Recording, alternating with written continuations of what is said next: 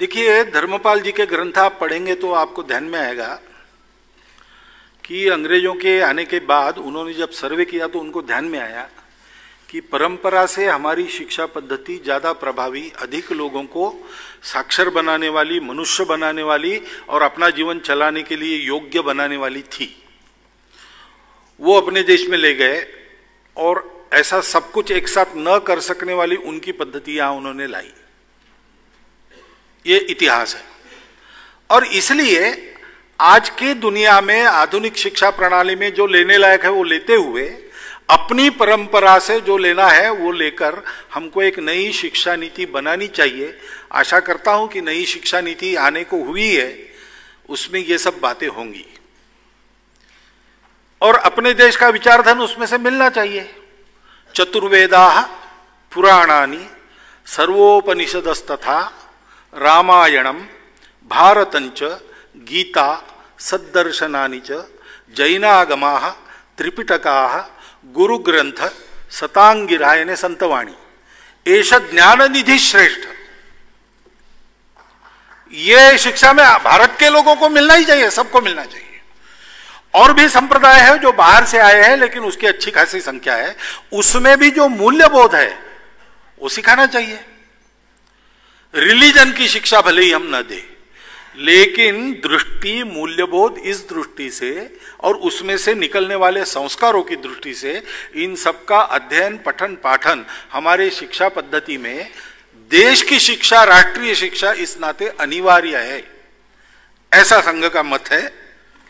शिक्षा का स्तर घट रहा है ऐसा हम कहते हैं, शिक्षा का स्तर नहीं घटता, शिक्षा देने वालों का स्तर घटता है, लेने वालों का घटता है। छात्र शिक्षा के लिए आता है कि अपने जीवन की कमाई पर दृष्टि रख के उसके लिए आवश्यक डिग्री के लिए आता है? उसको हम घर में कैसा तैयार करते?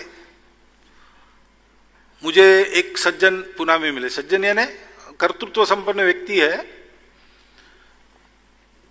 पढ़ेगा लिखेगा नहीं इसलिए शिक्षा छोड़ के उनके पिताजी ने उनको पुणे भेज दिया सातारा से, और वहां वो प्रिंटिंग प्रेस का काम, उसमें नौकरी करने लगे। करते करते उनके ध्यान में आया तो उन्होंने अपनी एडवर्टाइज एजेंसी चलाई और साथ साथ शिक्षा भी पोस्ट ग्रेजुएशन तक पूरी कर ली। और आज उनकी स्थिति यह है कि एक अव्वल एडवर्टाइजिंग फर्म उनकी है और महाराष्ट्र सरकार को भी अगर किसी गांव का सत्य डाटा चाहिए तो उनके पास जाते हैं। प्रदीप लोखंडे उनका नाम है।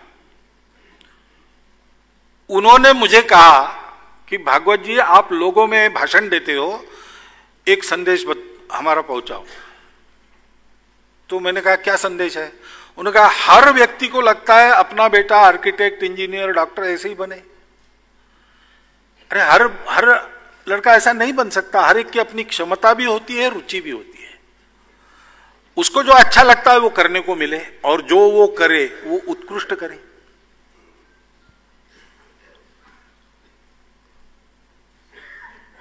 तिलक जी के लड़के ने कहा कि मुझे ये पढ़ने की इच्छा है, तो तिलक जी ने उसको पत्र लिखा कि जीवन में क्या पढ़ना तुम विचार करो। तुम अगर कहते हो कि मैं जूते सिलाने का व्यवसाय करता हूं तो मुझे चलेगा, लेकिन ध्यान रखो तुम्हारा सिलाया हुआ जूता इतना उत्कृष्ट होना चाहिए कि पुणे शहर का हर आदमी कहे कि जूता खरीदना है तो तिलक जी के बेटे से खरीदना है। अब जो मैं सीख रहा हूं वो मैं उत्कृष्ट करूंगा, उत्तम करूंगा, उसकी उत्कृष्टता में मेरी प्रतिष्ठा है। ये भावना भर के हम छात्रों को भेजते हैं क्या स्कूल में? अपने घर के लड़कों को हम तो उनको ज्यादा कमाओ कैसा